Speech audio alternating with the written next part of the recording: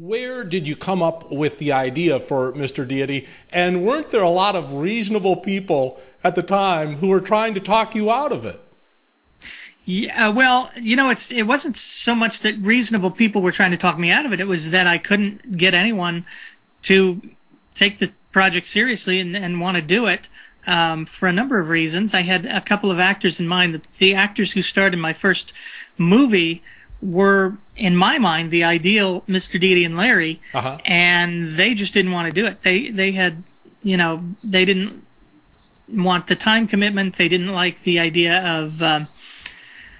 of maybe being pigeonholed into these kinds of roles. And they're both very funny groundlings actors, which is our kind of SCTV out here on the West Coast. And so I started running it through just about everyone I know, actor-wise, and no one really wanted to do it. And finally, it was Jimbo who said to me on a drive home from a shoot, "Why don't we just shoot the thing with you and me? You play Mr. Deity, I'll play Larry, and let's just see how it comes out." And it came out pretty good. And then, I tried to get Sean on board, and Sean wasn't really crazy at first about taking on the role of Jesus. I mean, that's a pretty heavy role to go out there, and particularly to play it kind of funny, and it was a dangerous kind of move for him acting wise, he felt. So it was a little difficult getting this project off the ground. If I had any interest in acting prior, maybe I could have gotten this going much earlier and much quicker. But it was tough, and the reason it came about was I had just written this little script called Mr. Deity, or I didn't even call it. No, it was called Mr. God.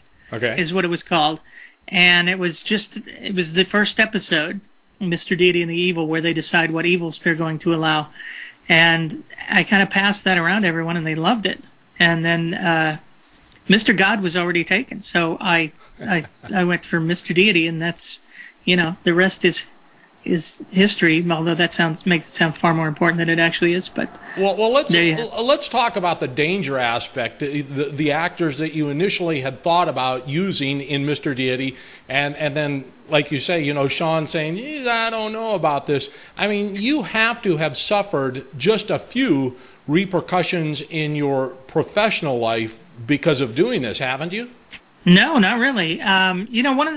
I was a very committed believer for a long time, right. So I know the community, I know the people, I still like the people. I don't have an axe to grind with regard to this. When I left religion, it was on philosophical grounds. I never felt abused or, in any way poorly treated by the religious community. Still, some of my best friends are extremely religious.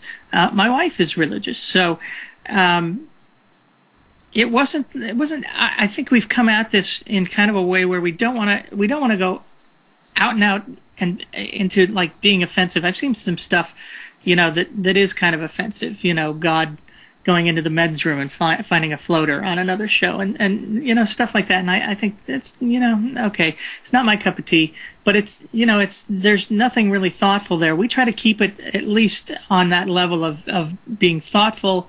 And maybe you don't agree, but you have to kind of think about it. And I think because of that, I've gotten virtually no hate mail. I have, every now and then someone comment in the threads about how, I'm gonna burn in hell. Right. And I'll generally engage those people and say to them, you're really doing your own cause a terrible disservice, because you make it sound awful, and then they'll kind of rein it back, and I'll actually be able to have a discussion with them. But we haven't really gotten any serious repercussions. Now, in terms of moving the show into a more mainstream venue, my manager has told me they're virtually everyone in this town has seen it now. Okay. Because of them. And there are two reactions: either one, they don't get it, or two, they get it, they love it, and are scared to death of it. Because, there's still a large portion of this country right in the middle who I don't think would tolerate this for a minute on network television. So if it ever is going to get picked up, it would have to be by some gutsy, premium cable station or Comedy Central or something like that. I don't know. Well, you know, it seems like HBO or some of the premium channels can do anything. They can do stories about prison life. They can do stories about life in the morgue or the Undertaker. But Jack this Kevorkian. this seems like this does cross over the line. I got to tell you, my dad growing up got into a very heated discussion one night around the dinner table with one of my older brothers who was a big fan of Bill Cosby and one of his early albums. Where God is telling Noah, how long can you tread water? And my dad getting vehement and just mean about it, saying God doesn't have a sense of humor.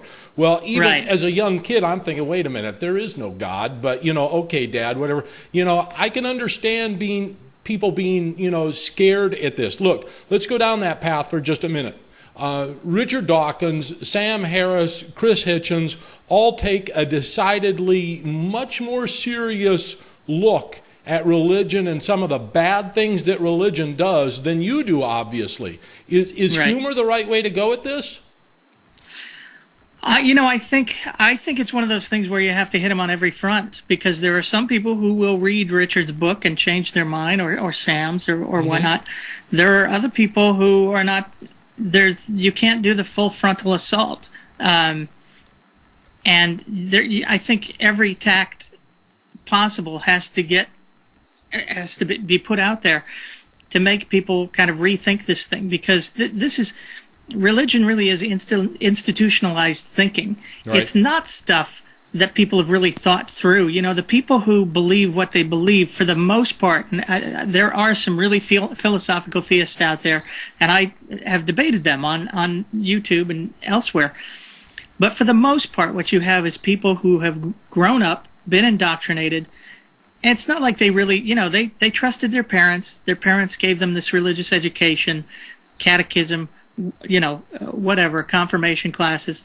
And they just, bought it. Okay, why would my parents lie to me, kind of thing. And it's not that they lied to them, but at some point, nobody checked this stuff out. All right. When I had, one of the things that inspired me to really look into my own religion was I had a kid.